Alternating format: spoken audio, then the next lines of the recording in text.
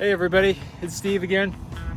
I am out at the Mulberry Fields Park in Zionsville, Indiana, doing another skate park tour. This skate park was opened, I think, in 2007 or 2008, and it just recently went through a little bit of some updates.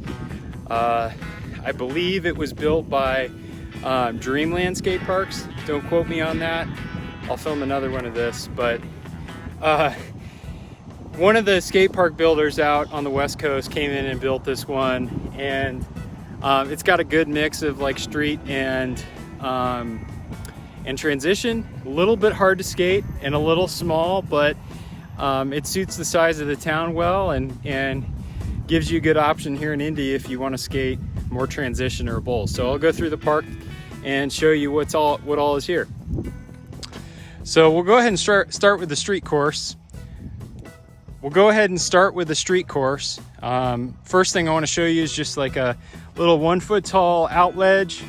Fun to skate. You can skate it up as a Euro gap, or obviously as an out ledge for grinds or manuals or slides.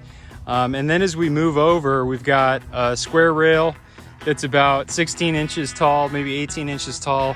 You can skate it as a bump to rail or a down rail. Either one works. This was actually replaced in the last update. This rail used to be a lot taller, and they made it shorter and more accessible. Still kind of steep and shoots you out into the ground, but fun to skate nevertheless. Then you've got a bigger Euro gap step up thing that goes into a quarter. This one actually used to be a little bit shorter, and this pyramid area just was falling apart, and the skate park company came in and replaced it. So now we have a bit of a 1.5 foot tall, 2 foot quarter, kind of steep, but got some options there, especially if you want to do like Euro gap into it or something like that. And then obviously ollie up onto the top and do grinds on the edge or manuals. Then you've got a little bit of a difference in terms of the height of the ramps. So it can be kind of fun to launch from one to another. Do a little trick there. Then you've got the hubba ledge, square hubba, pretty straightforward. Yeah, nothing really to say there other than you do need to ollie a little bit to get onto it, and you don't have a whole lot of run room up at the top. We've got a circle rail as well, definitely taller than the square one over here. But if you like rails, this is a good one to try out. Got a bit of a bigger Euro over here. As you can see, the ramp is not huge, so getting over it actually isn't too bad, but just something to challenge yourself with. It's not perfect, but it works. And then another out ledge. This one starts only at about 6 inches tall. Skate it frontside or backside, whether you're goofy or regular. And then up at the top, we do have a bank on the other side of the quarter pipe. Again, this got redone a little bit about 2 years ago or so, and so gives you some options. Last but not least, up here on the top, you do have a little bit of a gap with a drop in it. Not a lot of runway, thanks to just the fact that it's small and compact. I would love if there was a more concrete run up here, but you still got some ability to push and get either a trick on this like out ledge or just do something over the gap. Then as we kind of skate towards the bottom over here, you can kind of see how we've got the bowl in the background there, but there's one more like bank to ledge. Kind of weird to skate, but definitely easy to do manual tricks on the top of it. Grinding it's a little bit tough because you do have to turn quick, and you don't get a lot of room to set up for it, but still pretty good. Then you can see as we go up to the transition part, another bank with some stairs. I guess you can carve around and skate this 4 stair coming through the top. I don't see too many people, every time I come here, I don't see too many people actually skating it, but still another gap option if you want it.